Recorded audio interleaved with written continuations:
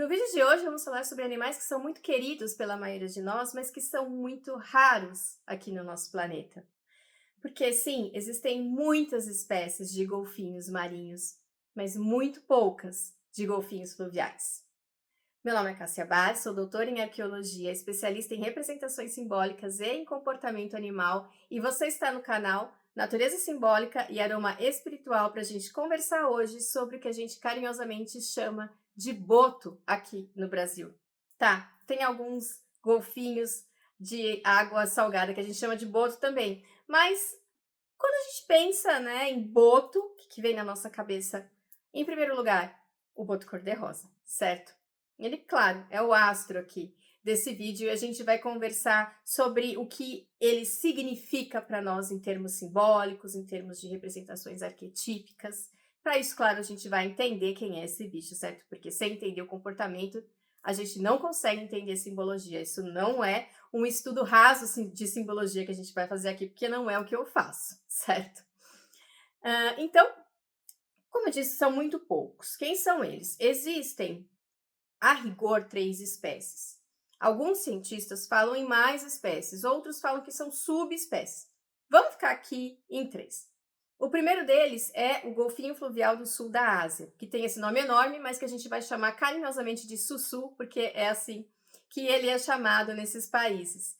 Então, tem algumas subespécies que moram no rio Ganges, na Índia, outras que habitam lagos e rios do Nepal, outras que habitam áreas do Paquistão.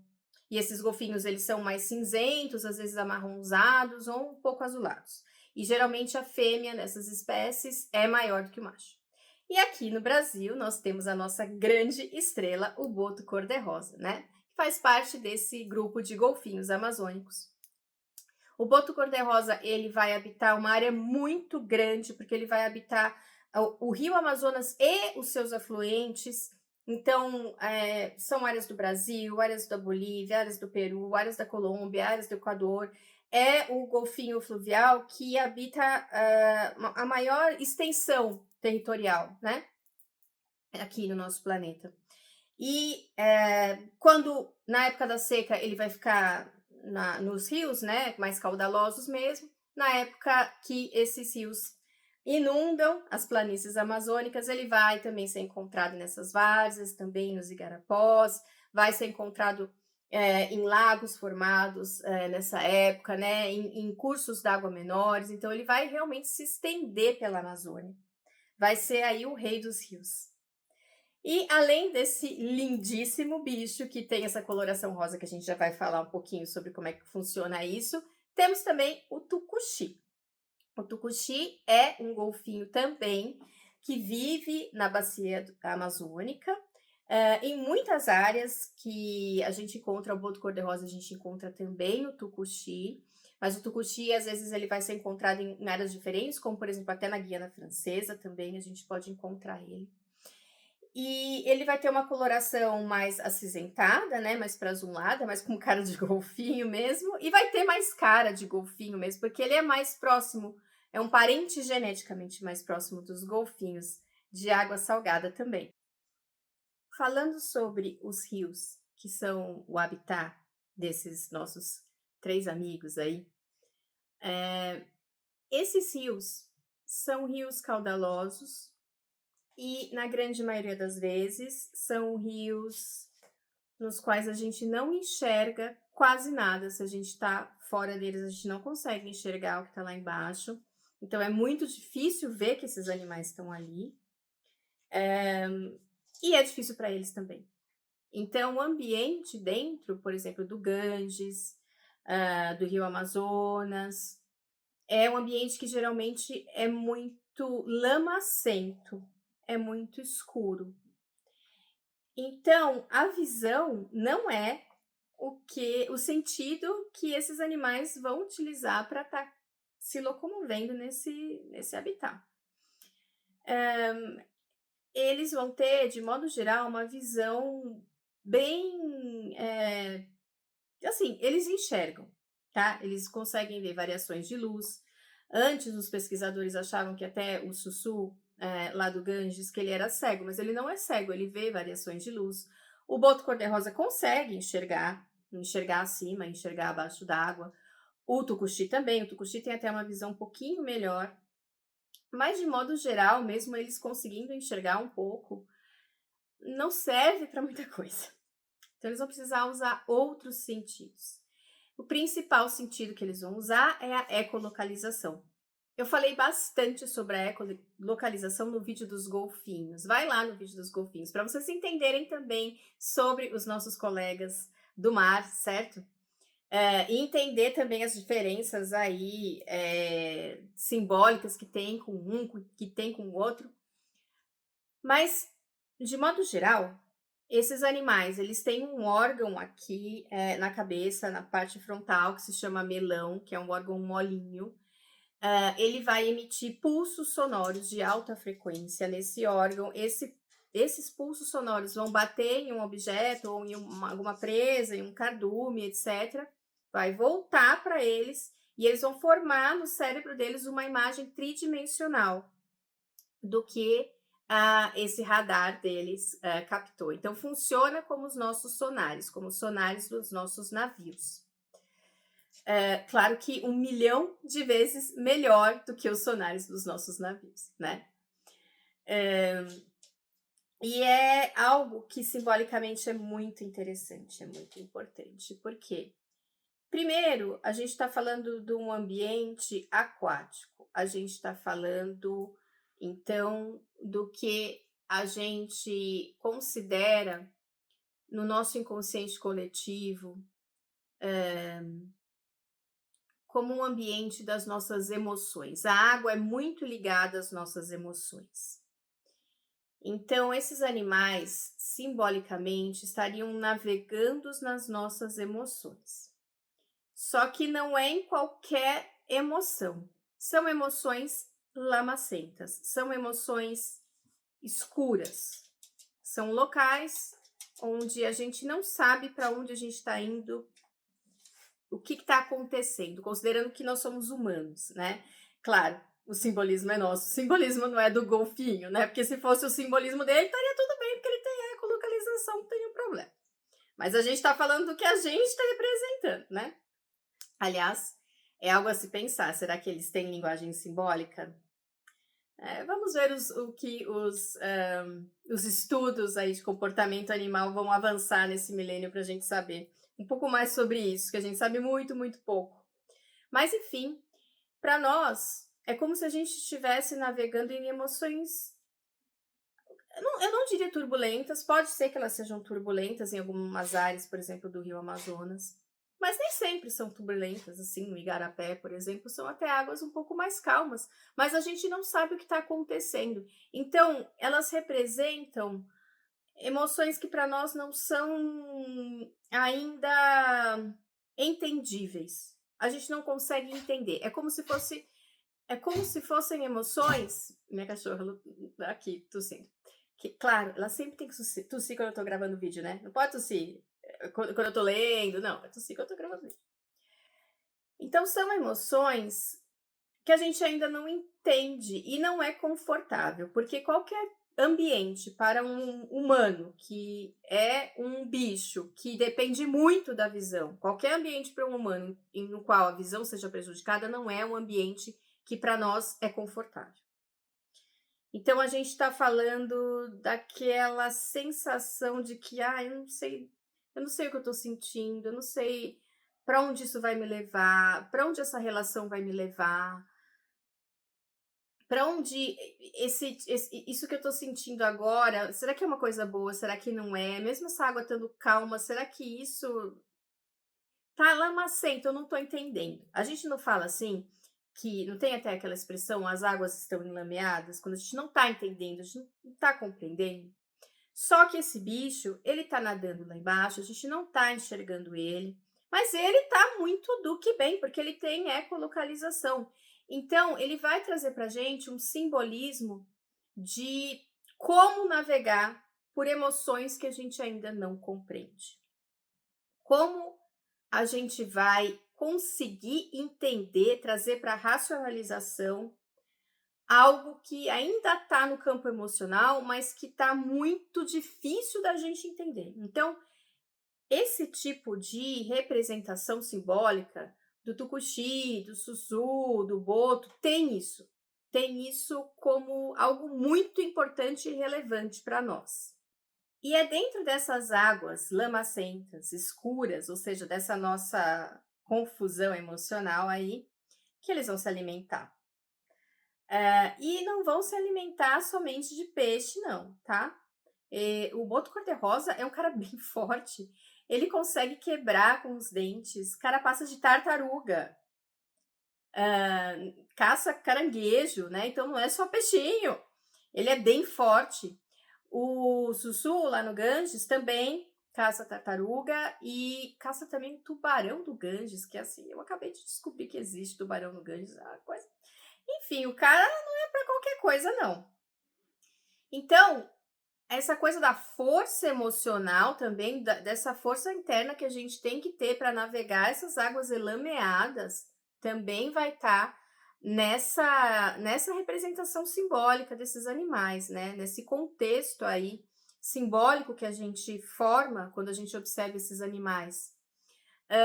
Geralmente os botos cor-de-rosa são solitários, então pode ser encontrados em grupos de 3, mas geralmente os grupos só ocorrem nas épocas de acasalamento, né? E a maioria desses grupos é mãe e filhote. Então, ele também vai nos ensinar a caminhar por essas emoções sozinho, a ter uma grande força interna, porque ele é bem forte, certo? A enxergar o que a gente não enxerga, a enxergar além do óbvio. Ele vai falar muito também dessa navegação no inconsciente, nesse sentido, né? As águas, elas não são somente uma representação das nossas emoções. As águas elameadas, principalmente, as águas nas quais a gente não enxerga, também são representações do nosso inconsciente, dessa nossa grande parte, né? Que a gente não conhece que está dentro da gente, mas que dita a grande maior parte dos nossos comportamentos, né? Então, o local onde estão nossos traumas, o local onde estão memórias que a gente socou ali e não sabe mais o que significam para nós, e que ditam muito do que a gente faz, gatilhos que a gente tem, comportamentos que a gente tem, medos que a gente nem sabe que a gente tem. Então, é um bicho que também vai ter essa conotação de ajudar a gente a fazer esse mergulho, que é um mergulho muito solitário dentro do nosso inconsciente, para que a gente consiga se entender. Gente, entender o inconsciente é algo que é primordial para a nossa evolução como seres humanos. Não é algo somente da psicologia, não é algo somente, por exemplo, que Jung vai trazer para nós tão bem, né? Que ele é um mestre do inconsciente coletivo, inclusive também. Mas é algo que, de um modo não óbvio, vai estar em muitas das filosofias antigas da humanidade. Quando a gente fala, por exemplo, em encontrar o caminho dentro de nós, em encontrar a iluminação, em mergulhar na nossa noite escura. Então, estou falando aqui de conceitos que estão em filosofias ocidentais e orientais, em muitas religiões. A gente, inevitavelmente, está falando de mergulhar no nosso inconsciente para nos conhecermos os nossos medos, os nossos defeitos profundamente, para saber o que nos aflige, ou o que não nos aflige, né? As nossas forças, porque também no nosso inconsciente está o ouro, estão coisas que a gente não conhece sobre nós mesmos, mas que podem nos ajudar muito como seres humanos. E eu queria fazer um convite agora para vocês, antes de continuar falando sobre isso, para vocês conhecerem a jornada dos animais de poder. Gente, que eu fiz com muito carinho e que tá muito legal. Então, vão ser 8 etapas desse curso. Cada etapa vai durar no mínimo uma semana para você fazer ali os exercícios, as meditações, entender sobre aquele animal, é uma jornada de autoconhecimento, é uma jornada de empoderamento.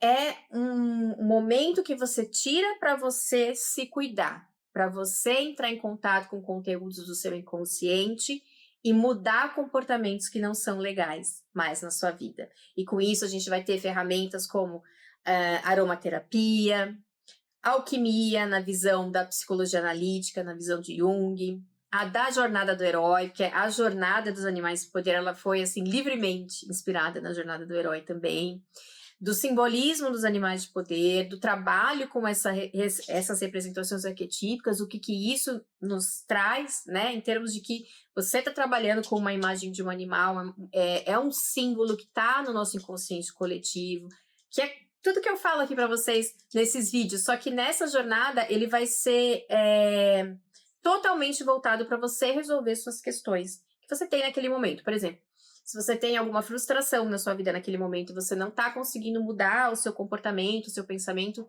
essa jornada vai te ajudar a fazer isso, tá legal? E você faz ela no tempo que você quiser. Se você quiser ficar no primeiro exercício uma semana ou quiser ficar no primeiro exercício um mês, é por você, certo? Então, visitem a página onde está aqui, né, no meu Linktree, para vocês entenderem direitinho. Tem um vídeo explicando como que é a jornada, tá aqui no YouTube, tá nessa página. Vocês vão gostar. Fora isso, tem outros também cursos, né, que é parte de aromaterapia, que é o curso de enferragem caseira, para você aprender a fazer seus próprios perfumes, e o curso também de óleos vegetais para pele. E fora isso, temos as páginas, tá tudo no Linktree também, de venda de arte, dos serviços que a gente oferece aqui na Natureza Simbólica.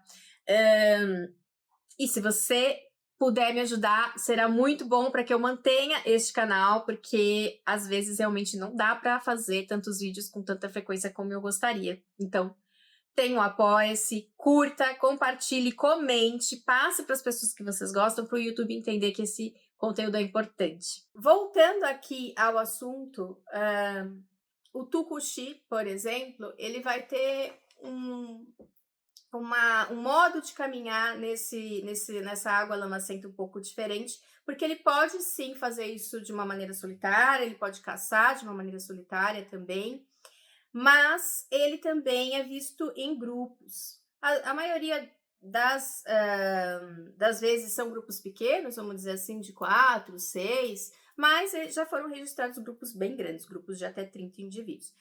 E isso vai dizer pra gente que a gente pode tanto fazer esse mergulho dessa maneira, que na verdade na maioria das vezes assim, mas a gente também pode fazer um mergulho no inconsciente depois que a gente já tá lá dentro, que a gente já tá mais ou menos entendendo, com o auxílio de outras pessoas. Essas outras pessoas podem ser nossos terapeutas, podem ser pessoas que nos conheçam bem, mas é importante que a gente saiba que, apesar de ter coisas que a gente tem que fazer sozinho, nós somos seres sociais, humanos são seres sociais. E aí, nessa simbologia desses animais, então a gente vai ter os animais que são mais solitários, que são o boto e o sussu, e os animais que são solitários também, mas que podem também agir em grupo, como os tucuxis. E isso vai trazer pra gente uma gama, né, de conexões simbólicas bem interessantes. Falando sobre a reprodução, os botos cor-de-rosa, eles vão ter uma época reprodutiva bem marcada, né? Então, geralmente, eles vão se reproduzir na época da baixa das águas e vão dar à luz na época das enchentes.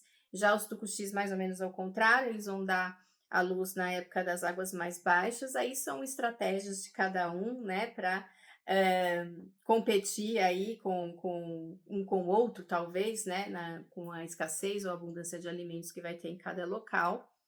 E o sussu, ele meio que vai se reproduzir o ano inteiro.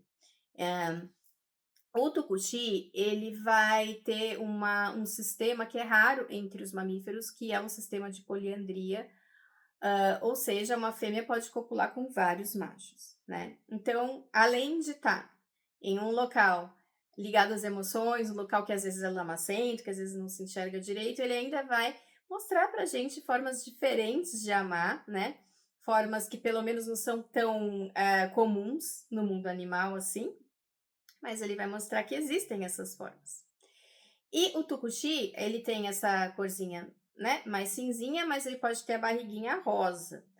E o boto cor-de-rosa a gente já sabe, mas não é assim que eles nascem cor-de-rosa.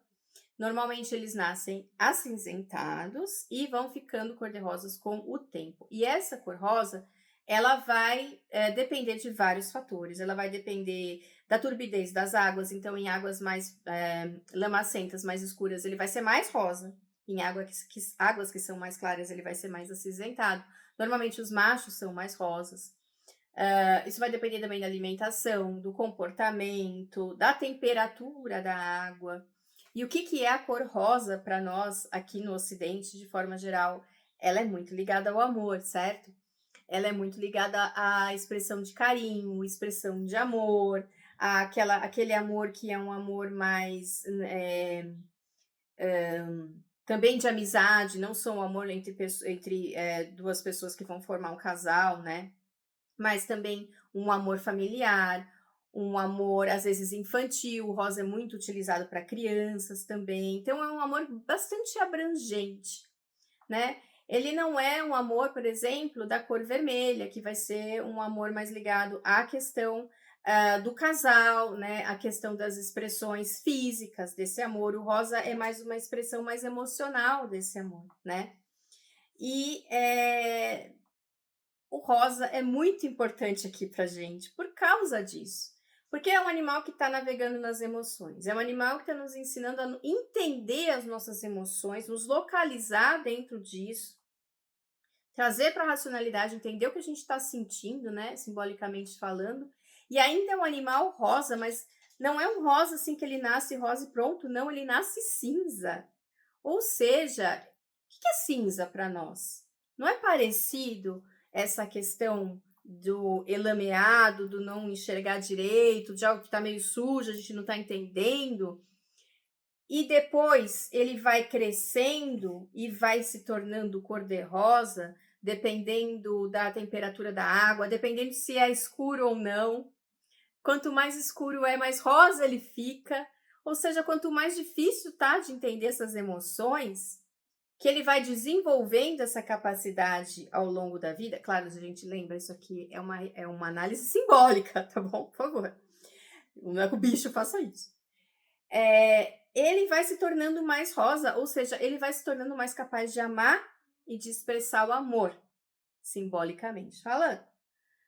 Portanto, a mensagem que ele está tentando passar para a gente nessa análise seria uma mensagem de que quanto mais difícil tiver de entender as nossas emoções, mais amor a gente tem que nos dar. Porque ele não fica cor-de-rosa como se fosse uma... Ele não doa esse rosa para os outros, né? Ele não fica enviando luzes cor-de-rosa para os outros. Ele fica rosa. Então, a gente pode entender isso como um grande símbolo do auto-amor e de como isso é algo que a gente constrói ao longo da nossa vida, de como isso vai depender do ambiente que a gente está, porque nem sempre é fácil a gente ter auto-amor, né? Principalmente grupos minoritários, a gente sabe o quanto isso é difícil.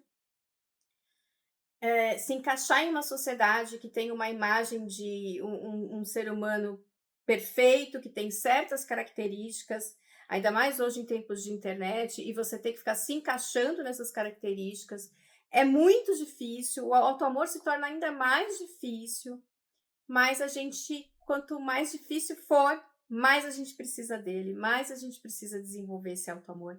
E esses animais são representações simbólicas disso também. Tanto o boto cor-de-rosa quanto o tucuxi são animais topo de cadeia alimentar, ou seja, eles não têm predadores, eles é que predam a grande maioria dos animais que está ali nesse ecossistema, né? Então, os peixes, as tartarugas, os crustáceos, etc. Isso vai trazer para a gente duas coisas. A primeira, a grande força que eles têm, que é o que a gente já vem falando aqui, né? Tanto a força que eles têm no predar, que são muito fortes, né? Tem uma mandíbula muito forte aí para predar uma tartaruga, quanto essa força do alto amor, né, de se amar cada vez mais, quanto mais as nossas águas são turbulentas. E também a gente vai ver isso na figura deles serem esses predadores de topo, mas eles também vão nos mostrar que para eles estarem ali, todo o resto precisa estar bem. Então, a gente está falando aqui que eles vão nos ajudar simbolicamente, metaforicamente, nesse caminho dessas águas turbulentas, que a gente precisa desenvolver o nosso auto-amor e etc. Mas o predador de topo, se ele não tem todos os outros animais abaixo dele, ou seja, todo o ecossistema funcionando, ele vai ter escassez de alimento, ele não vai conseguir ficar naquele lugar. Então, se a gente começa a fazer esse mergulho no nosso inconsciente, nos nossos sentimentos, tentar entender, aumentar o nosso auto-amor, nos dá carinho, nos dá suporte, né? Mas aquilo não. A gente vai se afundando cada vez mais, ao invés da gente perceber que não, a gente está enxergando as coisas, aí é a hora de sair dali, certo? Porque tudo tem limite. E o próprio comportamento desses animais também vai servir de metáfora para isso. Os botos e os tucuxis são considerados indicadores de que o ecossistema está bom, porque para eles estarem ali, como eu falei, o resto, né, da cadeia alimentar tem que estar também. Então a gente entende que aquele ambiente está minimamente razoável, né, que está com um bom indicador. Então, sim, é muito importante o auto-amor. Essa é uma mensagem simbólica desses animais. É muito importante a gente se amar cada vez mais, mesmo em situações difíceis, mas também é importante que a gente perceba que tudo tem limite e que às vezes não vale mais a pena estar numa relação que você não entende o que a outra pessoa sente, estar numa relação que te faz mal, estar em um emprego que você tentou de tudo para fazer dar certo, mas que não está dando certo. Saia daí. Não é mais um ambiente bom para você. Sinta-se um animal de topo de cadeia alimentar que precisa que o ambiente também esteja razoável e que te dê recursos para que você fique ali. Porque se você exauriu os seus recursos, use o seu auto-amor para sair dali. Nessa mesma ideia, a gente tem que lembrar que os botos, né, o tucuxi, o sussu, são mamíferos e não respiram embaixo d'água. Então a gente está falando aqui o tempo todo do elemento água, principalmente das águas que são mais escuras, né? Que são muitas vezes as águas que esses animais estão, mas eles têm que subir para respirar. E o que é o elemento ar? Simbolicamente, que no Ocidente, geralmente o elemento ar ou ele é associado à racionalidade, como a gente vê, por exemplo, na astrologia ocidental, né? Então a gente vai ver os signos de ar como sendo signos racionais, ou ele é associado à espiritualidade em algumas filosofias, em algumas vertentes aí que estudam magia, que estudam espiritualidade. De qualquer forma, ele vai, então, nos lembrar dessa necessidade de que tudo bem que a gente está lá nos nossos sentimentos, tudo bem que às vezes esses sentimentos são difíceis de entender, e a gente está lá tentando entender e fazendo esse mergulho, que esse mergulho é importante, mas não fique lá o tempo todo, suba para respirar.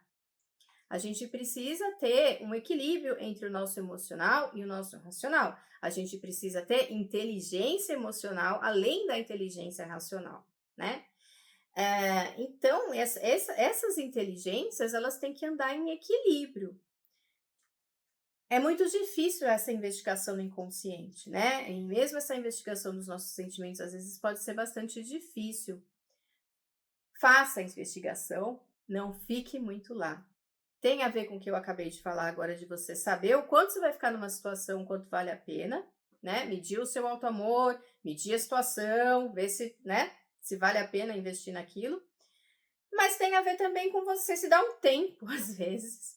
Porque às vezes os mergulhos são muito difíceis, os mergulhos são complicados e a gente precisa respirar, a gente precisa subir a superfície, entrar em contato com o elemento ar, com a nossa racionalidade um pouco, arejar os pensamentos, a gente não fala isso, né? buscar algo que nos inspire, que pode ser ligado à espiritualidade, e também com o elemento fogo do sol, que é o que ele vai encontrar quando ele sobe, né, de dia. E o elemento fogo é a mesma coisa aqui para nós, no Ocidente. Ou ele é, em algumas filosofias, em algumas escolas que estudam espiritualidade, magia, associado ao espiritual, e em outras escolas associado ao a racionalidade, ao mental, né? Acabei de dizer. Então, enquanto a gente tem mais ou menos sempre a água relacionada aos sentimentos e a terra com a matéria, né?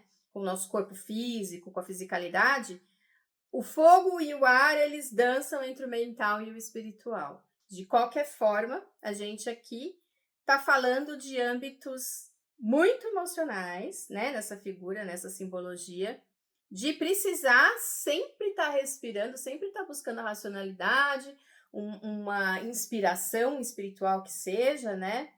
A luz que está lá em cima, porque às vezes as águas são lameadas, e a gente está falando muito pouco da terra, a não ser quando a gente fala da lama. Então aqui a gente não está falando daquela mãe terra que nos ajuda, que nos dá tudo, que nos dá suporte, que está sobre os nossos pés. Aqui a gente está falando de uma terra que está enlameando as coisas. E aí a gente pode fazer vários tipos de análise simbólica sobre isso, mas que talvez esses animais representem um momento de mergulho mesmo e dentro de nós, mas de prestar atenção do quanto a gente pode mergulhar, do quanto a gente pode se envolver, de tentar ver o que está lá dentro, e não de um momento que a gente está concretizando coisas, que seria um momento do elemento terra. Então, seria mais um momento de investigação interna, que eles estariam ligados aí, simbolicamente. Bem, vamos começar a falar dos mitos, e é óbvio que eu vou começar pelo mito do boto cor-de-rosa, né? Que muitos de nós conhecemos, faz parte do folclore brasileiro, e tem muitas interpretações sobre esse mito, interpretações positivas, interpretações negativas, né? Bom, como é que é o mito? Vou falar um pouquinho sobre as variações dele que a gente tem. Então, o boto sai das águas à noite, se transforma em um homem muito bonito, geralmente vestindo terno branco e chapéu branco. O chapéu é para esconder o respirador do boto, que quando ele vira homem, esse respirador ainda está lá, então seria uma maneira de descobrir. E ele vai até uma festa, seduz uma moça, né, muito bonita, leva ela para as águas e engravida essa moça. E vai embora como boto, deixa essa moça lá grávida. Segundo as pesquisas que eu realizei em trabalhos já feitos sobre isso, é provável que essa lenda tenha nascido lá no século XIX ou pelo menos se tornado mais popular no século XIX. Então, a gente tem escritos como, por exemplo, de Henry Walter Bates, Couto de Magalhães, Stradelli, entre outros que vão começar a aparecer nessa época aí, meados do século XIX, final do século XX, e vão estar contando essa lenda, né? Como é que a gente interpretaria essa lenda de um modo positivo? Vamos começar por aí, tá? Bom, de um modo positivo, a gente tem um boto que é cor-de-rosa, ou seja, que é da cor do amor, que está saindo das águas, saindo então desse âmbito dos sentimentos. Em uma noite que, em muitas das lendas, é uma noite de lua cheia, que é uma noite que é uma lua que mexe bastante com as águas, né, com as marés, né, mexe fortemente com as emoções, portanto. Muitas dessas. Tem lendas que falam que é qualquer festa, tem lendas que falam que é festa junina. Se for festa junina, é também aquela época bastante fértil, né? A gente está celebrando com comida, com bebida, então algo que lembra a fertilidade. Vai encontrar uma moça, e se a gente olhar pelo lado positivo, eles vão se apaixonar e ela vai, porque ela quer ter um filho com esse boto, né? Também é um lado positivo se a gente olhar pelo ponto de vista da mulher, uma mulher que transgrediu a sociedade, as regras da sociedade, porque quis, nesse caso positivo, e acabou engravidando, e que se usa dessa lenda para dizer: não, eu não fiz nada, foi o Boto, entendeu? Então, ela tá usando para ela se safar de algo que ela quis fazer. Então, esse é o lado positivo. Agora, a gente também tem a interpretação do lado bem negativo. O fato dessas lendas terem surgido aí, talvez no século XIX, né, mostra uma Amazônia que já estava recebendo uma grande quantidade de população de origem europeia, né? Claro que a Amazônia recebeu grandes quantidades de população de origem europeia antes disso, mas nessa época teve um caráter bastante expansivo e dominador e de abertura de estradas, né?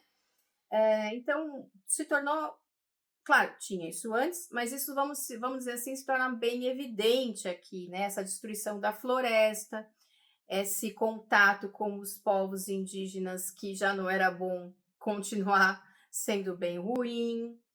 E a gente tem a cor do boto como cor de rosa, que pode estar ligada à cor do homem branco, do homem descendente de europeu, que aqui é YouTube, então vocês subentendam o que eu vou falar, porque eu não posso falar com todas as palavras, tá? Então, que usou de maneiras não legais para obrigar uma moça indígena a ter um filho, certo? Vocês entenderam, né? E aí, essa moça vai usar dessa desculpa, ou esse próprio cara vai falar para ela: olha, você vai lá e diz que é filho do Boto e eu não quero nem saber, certo? Essa é a parte que não é nada legal e que pode ser, sim, algo que tenha incentivado essa lenda. Então, a gente tem uma interpretação que é uma interpretação mais pro lado do amor, da paixão, da lua cheia, de uma mulher que está se libertando e que quer, enfim, se envolver com quem ela quiser, e que se depois que ela tem o filho, ela diz que foi do Boto e acabou. Então, a gente tem esse lado que é o lado positivo, um lado de empoderamento até feminino, e um lado que é completamente diferente disso, que é um lado completamente diferente do empoderamento feminino, que é o lado da opressão masculina máxima ao feminino. E alguns autores também comparam essa época, que é uma época, né, de grande devastação de áreas da floresta, a floresta também sendo algo como uma mulher, né, uma mãe, a mãe terra, sendo então maltratada por esse homem branco. Essa lenda do Boto Cor-de-Rosa, ela também levou a algumas consequências bem negativas para o próprio animal na região amazônica, porque, por exemplo, ele começou a ser caçado para que várias partes desse animal fossem utilizadas em afrodisíacos, e também ele começou a ter uma conotação negativa, né? Porque as pessoas olhavam e falavam: pô, esse boto aqui vai sair à noite, vai atacar as nossas mulheres e coisas assim. E aí, uma coisa leva a outra, os pescadores começam a falar: não, esse bicho, ele come os nossos pescados, né? Tá atrapalhando a gente, tudo mais. Então, todo um trabalho até hoje é feito para que as pessoas tenham uma boa relação com os botos e para que não ocorra esse tipo de caça, né? E um dos trabalhos que foi feito nesse sentido foi uma introdução de um festival dentro do Festival do Sairé.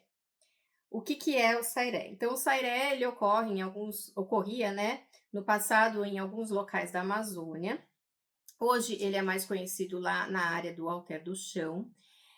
Ele foi introduzido mais ou menos há 300 anos atrás pela Igreja Católica, acredita-se que pelos jesuítas, para catequizar mesmo, né, a população local. Então, ele era um festival que, a princípio, não tinha muito a ver com Boto, né? Ele era um festival no qual se confeccionava um objeto, que era o sairé, que era um objeto arredondado, também tinha uma forma de cruz dentro, que eles enfeitavam com cipó, com algodão, com flores, saúde, paz, e levavam em procissão, depois eles tinham um jantar, Os jesuítas, eles ensinaram os moradores locais a tocarem instrumentos para incentivar eles nessa festa e tudo mais. Então, era uma festa bem religiosa, bem da igreja católica mesmo. Com o tempo, essa festa começou a crescer, as pessoas começaram a beber muito álcool nessas festas e tudo mais, e resolveram acabar com a festa, porque falaram que tinham, né, que a festa não era mais o que devia ser, que ela não era mais cristã, que, enfim, tava uma bagunça. Aí, lá para a década de 70, algumas pessoas começaram a se unir, de 70 do século 20, para começar a retrazer essa festa de volta. E em 1997, algumas pessoas tiveram a ideia de introduzir nessa festa o ritual dos botos, do boto rosa e do boto tucuxi. Então, eu não sei se são sempre duas, tá? Pelo que eu li, são duas. Dois grupos de pessoas vão encenar a lenda do boto. Uma vai encenar com o tucuxi, outra vai encenar com o boto cor-de-rosa. Então, a lenda é basicamente a mesma, só que tem algo que favorece o boto aí, favorece a ecologia, né? Então, vou ler só para não errar. Então, no Lago Verde, a encenação gira em torno da sedução, morte e ressurreição do boto, tendo como personagens a Cunhatã e Borari, a principaleza do Lago Verde, a rainha do Sairé, o Tuxuá, o pajé e os pescadores. Então, o boto ou o tucuxi vai sair da água, vai seduzir ali a moça, né, a indígena, que nessa encenação não acha isso ruim, só que o pai dela vai ficar sabendo e vai mandar matar o boto ou o tucuxi. Mas a floresta se revolta contra ele, porque não é certo fazer isso, entendeu? E aí ele se arrepende, vai até o pajé, pede para o pajé ressuscitar o boto ou o tucuxi. E o pajé faz isso. Então tem essa festividade, é muito bonita, é como se fosse uma encenação teatral ali que eles fazem, e eles votam no final para ver qual foi a encenação mais bonita. Em 2024 foi a do tucuxi. E tem esse caráter também ecológico, né? De ensinar as pessoas de que não é legal matar o boto e de que sim, existe essa lenda, ok, mas vamos pensar nela de uma forma diferente. Não vamos fazer com que o boto seja um inimigo aqui da Amazônia. No Amapá, há uma variação dessa lenda que é chamada lenda da cobra Sofia. Bem interessante porque envolve outros animais aí. Então, mesmo início, né, vi uma indígena muito bonita, chamava-se Icorã, que gostava muito de ir ao lago à noite, ficar conversando com a lua cheia. E o boto tucuxi ficou observando ela e se apaixonou por ela. E por algum motivo, ele resolveu se transformar num cisne para se aproximar dela. Tudo bem. Aí, se aproximou dela, ela se encantou pelo cisne e a história vai da mesma maneira, né? Ele engravida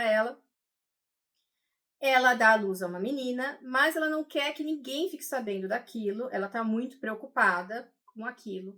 Então, ela pega aquela menina e joga de volta no rio, no lago, né? E o tucuxi que se vire. E aí o tucuxi fica desesperado, porque a filha dele vai até ela e transforma ela em uma cobra. Que é a cobra Sofia. Essa lenda ela é bem interessante porque ela parece, né? E isso eu estou dizendo que parece, não que é, mas eu estou fazendo aqui um paralelo. Ela parece um pouco com a lenda grega, na qual Zeus se transforma em um cisne para seduzir Leda. E porque aqui, né, o cisne ele realmente não tem nada a ver com a Amazônia, aqui o Amapá, no caso, né? Então, parece algo que essas duas lendas estão aí se mesclando de alguma forma, mesmo porque a lenda do boto cor-de-rosa, ou nesse caso do tucuxi, é uma lenda que vai mesclar aspectos do colonizador e dos indígenas, né? Vai mexer com essa questão dos encantados, dos animais que se tornam outras coisas dos indígenas, e com essa chegada desse homem de terno branco, de chapéu, né? Nada a ver com indígena, portanto, que vai seduzir a indígena ali. Então, pode ser que tenha alguma coisa a ver. É uma possibilidade. Apesar de eu ter dito para vocês que em muitas regiões da Amazônia o boto acabou sendo mal visto e acabou, enfim, gerando problemas para espécies, esse tipo de lenda, em outros locais, porque, claro, o ser humano é múltiplo e sempre tem opiniões diferenciadas, não foi bem assim, ele continuou sendo bem visto, o tucuxi principalmente. Então, existem algumas lendas em alguns locais da Amazônia que dizem que o tucuxi ajuda os pescadores, que ele traz a pesca, traz os peixes para próximo das embarcações, que ele guia os pescadores durante as tempestades, né? Ajuda então as pessoas, ajuda as crianças, ajuda as pessoas que estão se afogando, não? Então, nesses locais ele é visto como um cara bem gente boa. E tem a lenda também do pescador Anselmo, que diz que o pescador Anselmo era um cara bem estranho, porque ele não levava nada para pescaria, não levava os equipamentos da pescaria e sempre pescava os melhores peixes, ajudava todo mundo a pescar, aparecia em locais muito distantes, que não tinha como aquele cara estar ali. É uma lenda que se diz que se tornou famosa na década de 1930, 40, desse Anselmo. E algumas pessoas dizem que um dia Anselmo se encantou por um boto e saiu nadando atrás dele no rio, e a partir daí ele teria se tornado um boto, se transformado num boto, e aí isso faz com que ele consiga aparecer em locais, né, distantes. Ele é meio que uma aparição em algumas regiões, as pessoas dizem, hoje eu vi o Anselmo, e em outras regiões o próprio Anselmo também faz, às vezes, aí do cara que sai da água para se encontrar com as mulheres. Se você assistiu até aqui, deixe seu like, deixe um comentário, coloca aí o emoji de golfinho, que eu vou gostar e que vai me ajudar bastante, tá bom? E para terminar, vamos falar do Macara. Eu já falei desse ser mítico, eu falei no vídeo do crocodilo e do jacaré, dá uma olhadinha lá, que tá bem legal, para você entender um pouquinho mais sobre ele. Mas ele é o Vahana da deusa Ganga.